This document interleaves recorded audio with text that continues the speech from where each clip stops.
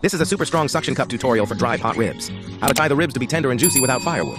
How to make a dry pot taste. This dish is complete with meat and vegetables. The seasoning ratio is accurate to the gram. One video explains transparency throughout the process. You can also easily re-engrave it after reading it. Friends, today we will make a delicious Janghu dish. It's the dry pot ribs. The main ingredient required is ribs. As for side dishes and vegetables, it depends on what you like to eat. Then add it according to your preference. The ribs of this dish are not recommended for cooking. I recommend direct frying. If you cook it and then fry it, it tastes very firewood without water. And it's not as dry as fried ribs, and that brings up a problem, of course. How can the ribs be tender and not old if they are directly fried? So now, let's deal with the ribs. Let's soak it.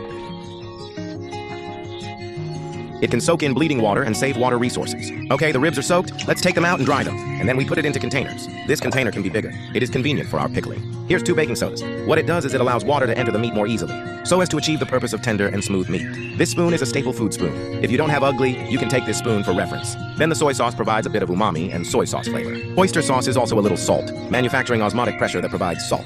It also makes it easier for moisture to enter the meat. The second is to increase the base flavor, then white pepper to remove the fishy smell. Now we can marinate it. Marinated ribs, better wear a glove. Because ribs have bones. Without gloves, you may wear makeup on your skin. The pickling method is like mine, so both hands grasp at the same time. And what's left at the bottom is what we squeeze into the meat. Hold the meat for a few years. This process lasts about 2 to 3 minutes. Catch it like this. The meat has become visibly sticky. This is scallion and ginger water. It is to crush the onion and ginger and mix them in water, which is our onion and ginger water. It can effectively remove the fishy smell. And it doesn't taste as big as cooking wine.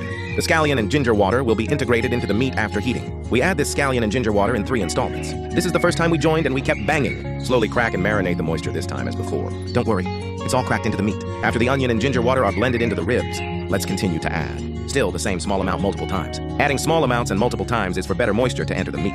Let's take a look at the results. Look at this meat is very crystal clear. Now we add starch. Its function is to protect the ribs from water loss, moisturizing internal hydration. The second is to make it explode a little faster. Make the outer layer of the ribs easier to fry, crispy and hard. Scratch the starch and ribs evenly. Then we add cooking oil. Add cooking oil to make it crispier when frying. The second is to prevent stickiness. Then our ribs are marinated. The ribs marinated in this way are very tender. No wood at all. It's super juicy in there. And it tastes so easy.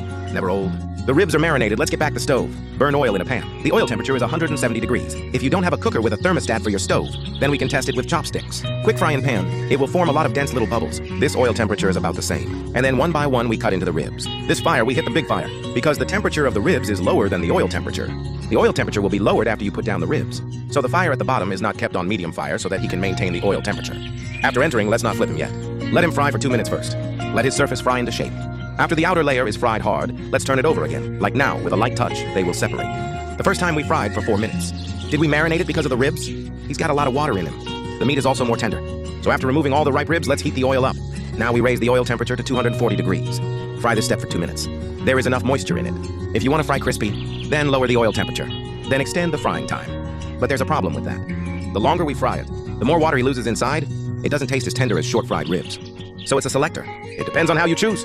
After we fried it, we took out all the ribs. Now look at the juice inside the ribs. See if it's very juicy. Let's take advantage of the high oil temperature to fry the vegetables until they are warm. Put the potatoes in first.